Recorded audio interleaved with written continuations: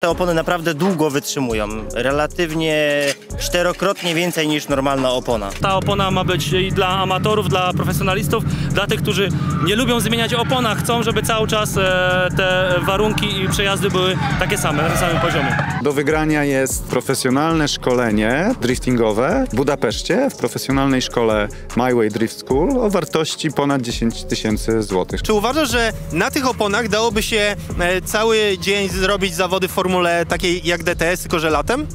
Tak, myślę, że to jest bardzo fajny pomysł. Nie warto jest kupować używanych opon, ponieważ jeździsz dosłownie na, nie wiem, poniżej 10 okrążeń. Jak kupisz świeżą oponkę, jeździsz dłużej, a jak kupisz taki produkt jak tu mamy, no to jeździsz 80-100. Siemanko, tu Radio, wy jesteście na kanale Radio Flatout. My jesteśmy na torze w Toruniu. Tydzień temu były rajdy, dzisiaj są drifty, natomiast nie będzie chodziło o trenowanie czy o zawody, a będziemy testować nowe opony.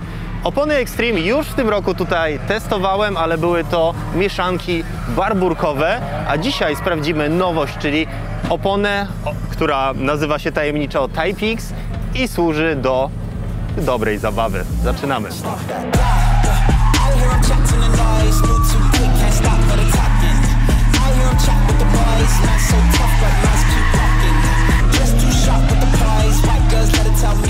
Tomasz Lichowski, właściciel marki Extreme, no i gospodarz w dniu dzisiejszym. Tomku, mieliśmy okazję już tutaj być 2 miesiące temu, sprawdzaliśmy wtedy w VRC, w mieszankach bardzo miękkich, natomiast co dzisiaj masz dla nas przygotowane? Dzisiaj przygotowaliśmy produkt bardzo twardy, który będzie służył do treningów głównie driftingowych, tak aby jak najmniej przejmować się oponami, a skupiać się na szkoleniu, trenowaniu jazdy w drifcie. Czyli z tego co rozumiem, nie jest to opona zawodnicza do zawodów, przynajmniej nie pod duże moce, ale jest to opona, na której będzie można zrobić dużo kółek. Czy taki jest cel? Tak. To jest specjalna mieszanka gumy, Type X ma oznaczenie. Charakteryzuje się tym, że po prostu jej głównym celem jest bardzo wysoka trwałość. Rzeczywiście, no moje doświadczenie z driftem nie jest duże, ale to co wiem, to zawsze mnie irytowało to, że ja jeździłem zawsze na tanich oponach, używanych, znalezionych gdzieś i pierwszy problem był taki, że ta opona zawsze była nierówna. Nawet nie jest kwestia samego rozmiaru, ale opony są różne, przyczepne, mniej przyczepne i to przeszkadzało w nauce. A druga kwestia, zawsze tych opon trzeba było brać dużo. Ta opona Type X rozwiązuje ten problem? Zdecydowanie tak. To jest tak skomponowana mieszanka, że nie ma w ogóle potrzeby jej chłodzenia. Mam nadzieję, zobaczymy jeszcze po dzisiejszych treningach, jak wypadną te testy w praktyce na większej ilości samochodów, ale na pewno eliminuje potrzebę częstej zmiany opon i tak naprawdę obniża koszty w ogóle uczestnictwa w treningu. Brzmi dobrze, ale czy to oznacza, że one jest z plastiku? No jest takie powiedzenie plastic fantastic, no to coś w tym stylu jest, natomiast oczywiście nie jest to całkowicie plastikowa mieszanka, zachowuje charakterystykę mieszanki gumowej, jest tam jakaś przyczepność, jest troszkę dymu, jest troszkę hałasu. Myślę, że to będzie naprawdę rewolucyjny produkt na rynku driftingowym, bo takiego czegoś jeszcze w oponach nigdzie na świecie nie było, mówiąc wprost. Okej. Do podsumowań jeszcze przejdziemy, ale jaka jest twardość tej opony w skali szora? Twardość wynosi w okolicach 80 szorów. To się wydaje, nawet patrząc na motoryzację cywilną, gdzie często zwykłe drogowe opony mają 76, 7, 8, to ta twardość nie jest taka porażająco duża, więc pytanie jest, jak uzyskałeś takie właściwości? Tak, ponieważ nie chcieliśmy też, żeby opony były totalnie plastikowe i nie pozwalały na jakiekolwiek panowanie nad samochodem. Po prostu jest obniżona maksymalnie przyczepność i podniesiona wytrzymałość, czyli zużycie. Natomiast charakteryzuje się to tym, że ta twardość nie zmienia się w trakcie nagrzewania tej opony. Ona generalnie cały czas jest na takim samym poziomie.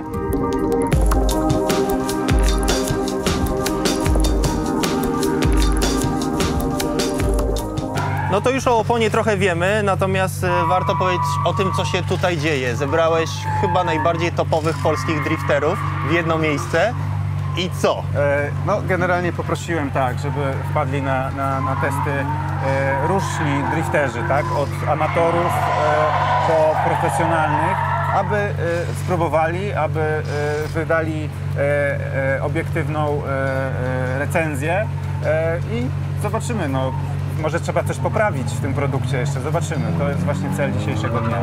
Też chcemy spróbować, czy na tych oponach da się rozgrywać takie regularne zawody, bo może będzie potrzebny jeden komplet opon na całe zawody, prawda?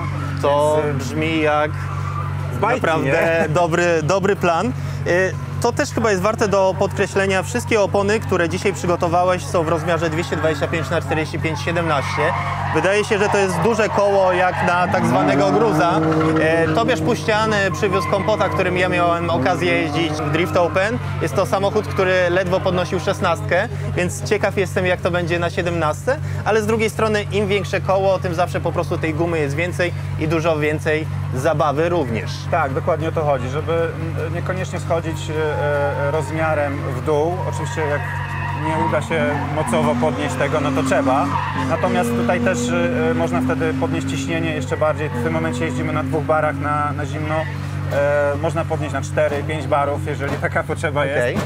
Natomiast chodzi o to właśnie, że opony jest dużo, a jak jest czegoś dużo, no to się wolniej i to wszystko zużywa, więc nadrabiamy też trochę rozmiarem, żeby na dłużej starczały opony. Ja przez cały dzień będę dzisiaj rozmawiał z zawodnikami o ich odczuciach, natomiast interesujące są te kreski na tylnych szybach. O co w tym chodzi? Tak, no generalnie no problem jest taki, że mamy dużo samochodów, dużo kierowców. Ciężko będzie, ponieważ okrążeń będzie na tyle dużo na jednym komplecie, że ciężko będzie po prostu zapamiętać, kto ile przejechał, więc po prostu notujemy sobie, aby było czarno na białym, czy tam na żółtym, czy na niebieskim, ile każdy zrobił na jednym komplecie okrążeń. Czyli każda kreska to jest jedno okrążenie, tak. Będziemy to obserwować, bo to będzie chyba taki najbardziej wymierny dowód na to, ile na tej oponie da się zrobić kółek. Tomku, my do rozmowy jeszcze wrócimy pewnie pod koniec dnia, żeby podsumować to, co się wydarzyło, a my teraz lecimy popatrzeć, jak zawodnicy trenują.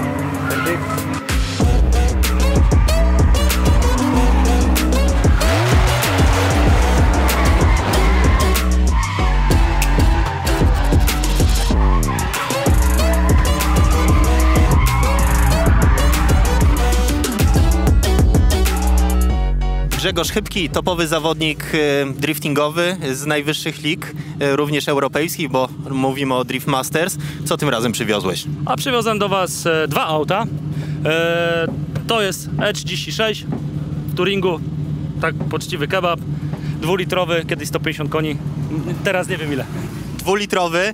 Moja przygoda z driftem dokładnie zaczęła się od takiego samochodu. Grzegorzu, jakby ktoś Ci powiedział, że do 2-litrówki montujesz 17 i próbujesz latać na 3. biegu, czy to miałoby sens? A czy tu jeździmy na 2. biegu, ale wiesz, w deszczu jak najbardziej, w śniegu jak najbardziej, po suchym no to jest ekstremalne, zwłaszcza na takim torze, dosyć wolnym, nie? Także jestem mile zaskoczony. Grzegorz, ile zrobiłeś już kółek? Wiesz co? Myślę, że 10. 10 kółek? Podejść tam mamy zaznaczone, ale to jest chyba teraz będzie 10. I masz już jakieś pierwsze przemyślenia odnośnie tej opony? No powiem Ci tak, jest przewidywalny, samochód jedzie, zrobiliśmy 10 przejazdów, praktycznie się nie wytarły, więc ja jestem mile zaskoczony. Ta opona ma być i dla amatorów, dla profesjonalistów, dla tych, którzy nie lubią zmieniać opon, a chcą, żeby cały czas te warunki i przejazdy były takie same, na tym samym poziomie. Stabilność to też wydaje mi się, że to jest ważne na początek driftu. Ja miałem właśnie problem z tym, że za każdym razem auto na tych różnych oponach jeździło inaczej. Grzegorzu, obserwujemy, patrzymy, nie przeszkadzamy. Dzięki.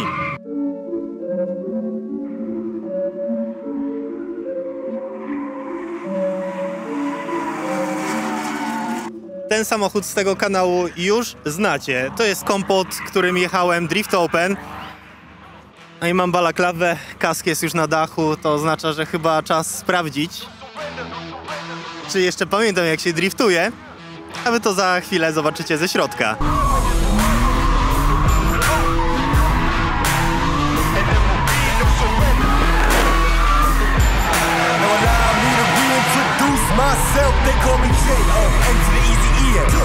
Know that we undefeated, y'all beneath them speeches trying to air a queen. quarter tower. This is our critic, he the heir apparent. Really a never been better. Legacy, this is forever. All the more times I've been seven, I'm raising the bar, you can go ahead and measure. Think about travel with toes. I never broken the goat. Yo, we're just leaving, I think about time, somebody go get him that coat. You know I got all that anthem, come back in, what you call that add-on. Got anthems and bands with masters, getting them right like my name was Miranda. Tobiasz Puścian, osoba, której na tym kanale przedstawiać nie trzeba. Mój mentor driftu, osoba, która mnie nauczyła wielu rzeczy, jeżeli chodzi o jeżdżenie bokiem, no i mój dobry znajomy. Tobiasz, chyba wygrałeś, póki co. To znaczy tak, ja po pierwsze bardzo się cieszę, że zostałem tutaj zaproszony w roli kierowcy testowego, że mieliśmy możliwość i okazję poćwiczyć i sprawdzić tutaj opony od Tomka od Extrema, także bardzo, bardzo nam miło. A czy coś wygrałem? Nie wiem. Ja nie wiem, czy w ogóle o coś graliśmy. Nie, żartuję. Chodzi o to, że jesteś pierwszą osobą, która ukończyła oponę, że tak powiem, do końca. Zrobiłeś 45 okrążeń. W tym ułożeniu toru dużo bardziej opona zewnętrzna cierpi, co zaraz pokażemy. Tobiasz, mieliśmy okazję się złapać kilka razy, dalekie pary były, ale pytanie jest, bo tak mi się troszkę przypomniały nasze czasy DTS-owe, kiedy gruzami jeździliśmy tutaj, jak było zimno, mokro i nieprzyjemnie. Daleko od domu. Daleko od domu. Natomiast wszystko właściwie się zgadza na tych oponach, z tym, że jest ciepło. Czy uważasz, że na tych oponach dałoby się cały dzień zrobić zawody w formule takiej jak DTS, tylko że latem? Tak, myślę, że to jest bardzo fajny pomysł i fajna inicjatywa stworzyć takie opony, na których da się ślizgać na suchym, wtedy kiedy jest ciepło, gdzie nie potrzeba, nie wiem, dużo metrów sześciennych wody, żeby oblać tor, żeby można było się ślizgać autami z małą pojemnością, czy tam powiedzmy z małą mocą. To jest trafiony pomysł. Jak widać, no, opony na jednym komplecie opon zrobiliśmy 40 bodajże 6 okrążeń, gdzie można powiedzieć już po pierwszych kilku przejazdach starałem się, że tak powiem, nie zdejmować nogi z gazu, żeby to obciążenie na tych oponach względem auta było jak największe, żeby tak przy tej temperaturze sprawdzić, co te opony potrafią i na ile wystarczą. I po tym, co widzimy, myślę, że śmiało jeden komplet na zawody starczy, a może i nawet ze 2 rundy dałoby radę objechać. Warto dodać, że no, my nie chłodziliśmy tych opon pomiędzy przejazdami, nie wjeżdżaliśmy w wodę, więc po prostu to było ciągłe jeżdżenie. Powiedz, co możesz powiedzieć o performance'ie tej opony, jak ona jest, jak ją czujesz pod nogą, wady, zalety? No tak, no stricte ten pomysł z tą oponą jest taki, żeby ona nie miała trakcji, żeby dało się tanio jeździć, tanio trenować i śmiało mogę stwierdzić, że tak jest. Co do gripu, wyczucia, tudzież jakiegoś kontrolingu na aucie, wydaje mi się, że to jest dosyć fajnie to wszystko ze sobą prosperuje, także myślę, że na spokojnie da radę, żeby tanio i w dobry sposób bawić się na torze. No i przede wszystkim dużo jeździć, ale to, co teraz widzieliście, to są nasze rozmowy, ale warto mówić o dowodach. Więc Maćku, pokażemy oponę. To jest opona lewa, dużo bardziej obciążona. Ona jest zużyta do końca, natomiast przez to, że mieliśmy jedną tarkę po stronie zewnętrznej, to ona dużo bardziej cierpiała mechanicznie. Chodźmy, zobaczymy prawą oponę. Natomiast po prawej widać, że ona się zużywa idealnie równo, nie ma żadnych uszczerbień. Być może w tym samochodzie jest za duży negatyw, dlatego jest mocniej zużyta od strony wewnętrznej, ale wygląda to bardzo dobrze.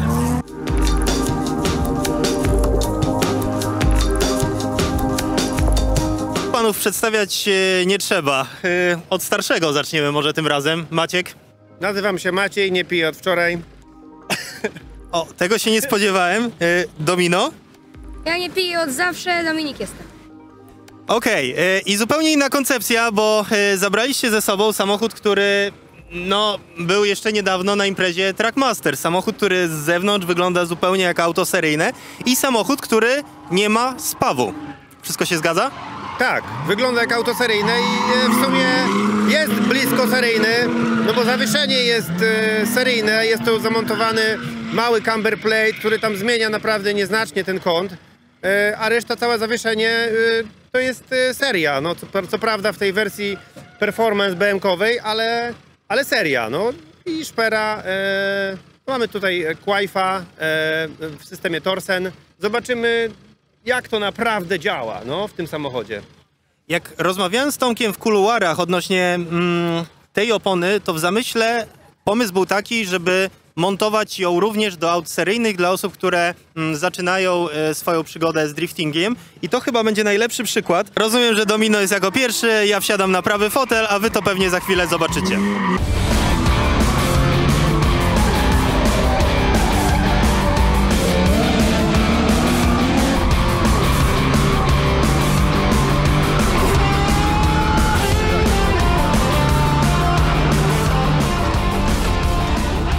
Tobiasz, dostałeś nowe zadanie. Tym razem nie będziesz jeździł na oponach Extreme, tylko można powiedzieć na alternatywie, tak jak się jeździ czasem, czyli po prostu na tanich nalewkach. Tak, no Tomek dał tutaj inne opony, inne koła, kazał zabić, zobaczymy ile wytrzymają takie zwykłe, nie wiem czy to są drogowe? Tak, jakieś zwykłe drogowe opony. Okej, no to też będzie ciekawe, bo wtedy będzie można sobie zestawić kosztowo do okrążeń i wtedy rzeczywiście można będzie powiedzieć, czy ma to sens. Więc ja ci nie przeszkadzam, wskakuj, no i jestem ciekaw wyniku. Siadam.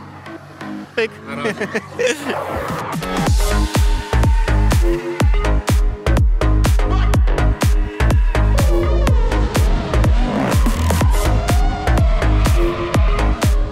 Adam Strzelecki. Osoba, która ma duże doświadczenie w jeździe bokiem, różnymi konstrukcjami, ale również tymi tańszymi. Jak to lubię mawiać, byle czym, byle bokiem, moi drodzy. No właśnie, i do tego piję. Powiedz mi, czy jest sens według ciebie jeżdżenia na takich oponach, które nie ukrywajmy, nie są budżetowe, w autach budżetowych? Jak ty to widzisz? Wszystko zależy, jaki jest stosunek ilości jazdy do konkretnego produktu, no bo jak już duża część osób ze świadka takiego grassrootsu się przekonała, nie warto jest kupować używanych opon, ponieważ jeździsz dosłownie na, nie wiem, poniżej 10 okrążeń. Jak kupisz świeżą oponkę, jeździsz dłużej, a jak kupisz taki produkt, jak tu mamy, no to jeździsz 80-100. Dokładnie, poza tym za każdym razem ta opona inaczej trzyma, ciężko jest czegoś się nauczyć, bo jak już się wjeździsz, to ona zaczyna inaczej trzymać i inna jest percepcja. Jak myślisz?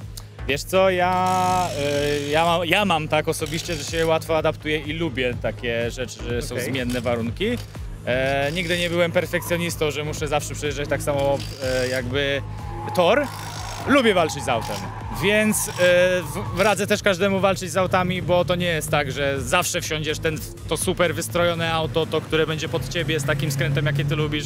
Warto umieć jeździć wszystkim, to jest moje zdanie. Rozumiem. No dobra, to dziękuję bardzo.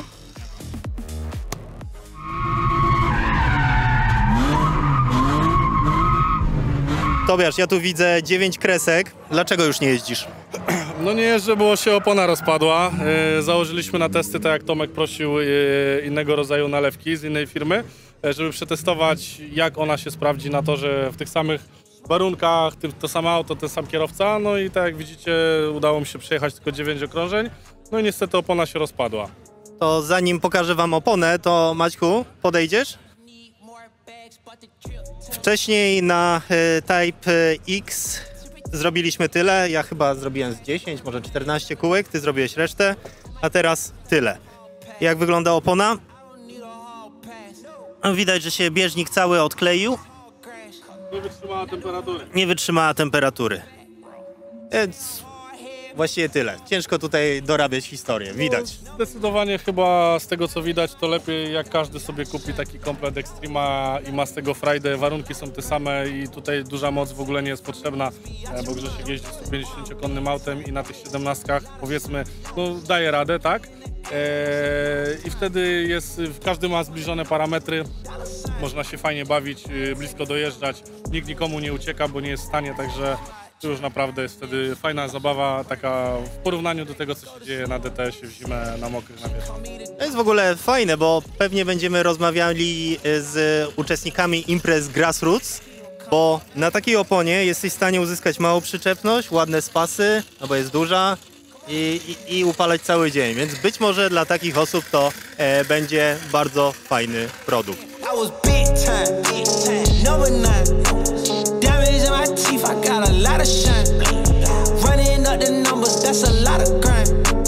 Try and take Okej, no to teraz padną jeszcze ważne słowa w motorsporcie. Sponsoring, konkurs, kasa i trening. I co z tych słów wynika?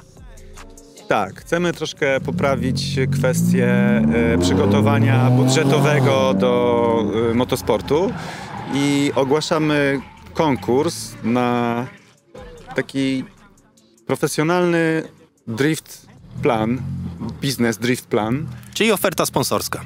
Czyli oferta sponsorska. Więcej szczegółów i opis konkursu znajdziecie w opisie.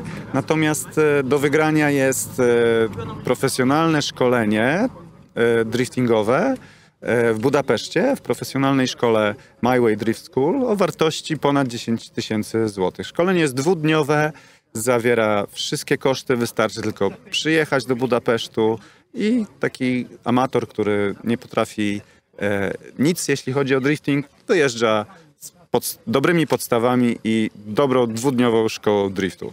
I to mi się bardzo podoba, bo zawsze marketing i oferta sponsorska to jest częścią motorsportu i czymś, co jest bardzo mocno pomijane przez zawodników, więc wielkie chapeau bas za to, że taki pomysł. No i jestem ciekaw, tak jak Tomek powiedział, informacje odnośnie konkursu znajdziecie na dole i tyle.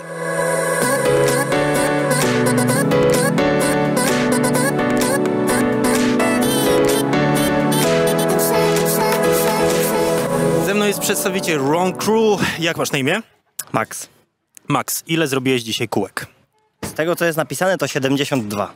72, ale twój samochód był chyba jednym, poza autem Marcina Wicika, najmocniejszych. Co masz pod naską?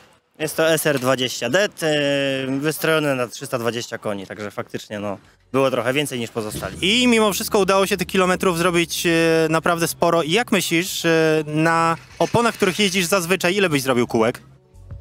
Wiesz co, jest to ciężkie pytanie do odpowiedzenia z tego tytułu, że jestem pierwszy raz na tym torze, ale z doświadczenia wiem, że jeśli biorę dwie pary nowych Chińczyków, to jeden dzień to jest dla nich zabójstwo. Czyli 4 opony łącznie nowe chińskie. Czyli myślisz, że taki dystans jak dzisiaj zrobiłeś, zrobiłbyś na 4, których jeździsz zazwyczaj?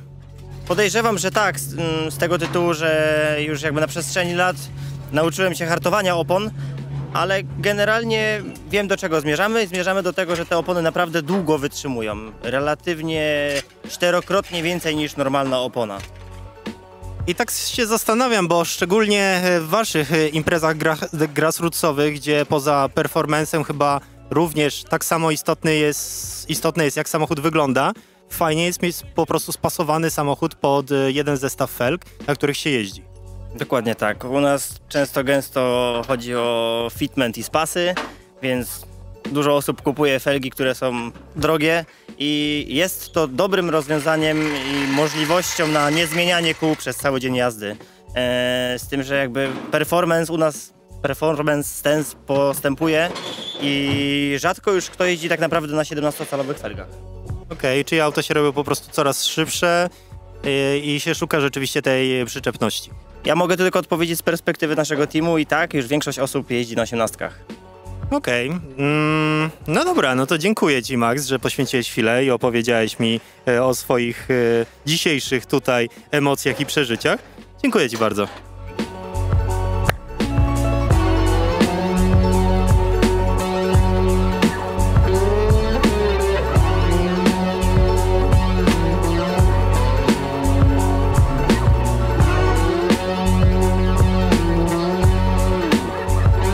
Panowie, te pytanie pojawia się dzisiaj wielokrotnie. Ile kółek dzisiaj zrobiliście?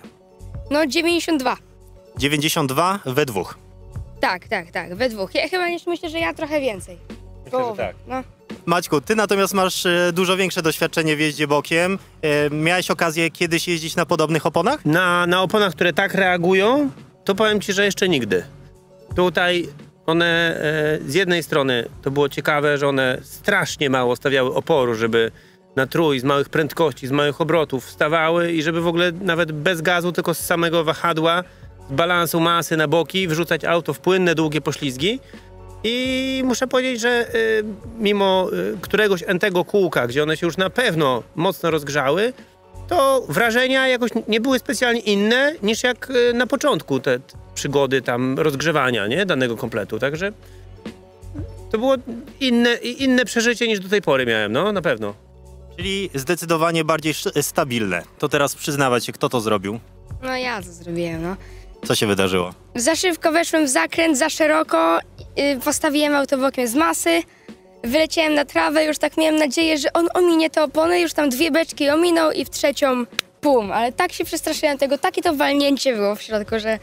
Dobrze, panowie, wasz samochód był dzisiaj dosyć wyjątkowy na tle innych, bo był w gruncie rzeczy, można powiedzieć, jedynym seryjnym samochodem o bardzo minimalnych przeróbkach. I teraz pytanie jest, czy w ogóle się według was da takim samochodem spędzić cały dzień na evencie driftowym? Da się, to po prostu wymaga więcej treningu i trochę więcej techniki niż samochodem mocniej przygotowanym, no ale jakby zabawa w sposób kontrolowalny była non-stop. Okej, no to być może jest to dobre podsumowanie dla was, że jeżeli macie auto tylnonapędowe, nie wiem, to jest diesel, to nie jest jakiś straszny potwór, tak? I marzycie o przygodzie z driftem, to właściwie możecie spróbować. Dodam tylko, że w tym samochodzie nie ma szpery płytkowej, nie ma zaspawanego dyfra, tylko jest szpera typu Torsen, czyli można by powiedzieć, że taka, która w drifcie działać by nie powinna. I to tyle chyba, tak? Mamy to.